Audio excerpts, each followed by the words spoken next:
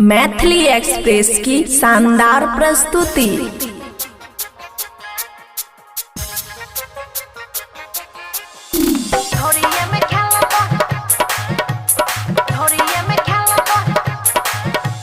DJ good Madhubani, DJ good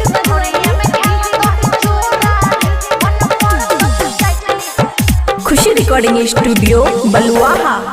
तेरे ढोरिये में खेल तो ही चूरा रे, ढोरिये में खेल तो ही चूरा रे, तेरे चूरा रे मन करता तो चाटली है पूरा रे, मन करता तो चाटली है पूरा रे। ढोरिये में खेल तो ही चूरा रे, ढोरिये में खेल तो ही चूरा रे, तेरे चूरा रे मन करता तो चाटली है पूरा रे, मन करता तो चाटली है पूरा रे।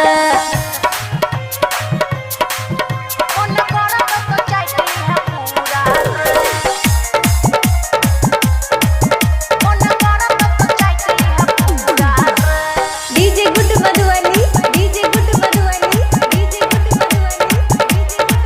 हेरे मुराही के लाई देव तिल कलर, खाली है चुपे चापे नखरा ने करू।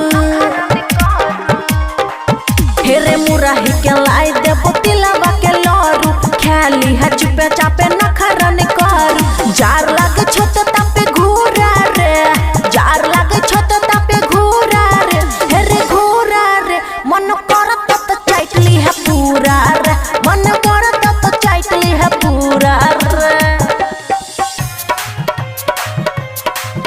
मन करता तो चाटली है पूरा रे, मन करता तो चाटली है पूरा रे। DJ good Madhubani, DJ good Madhubani, DJ good Madhubani.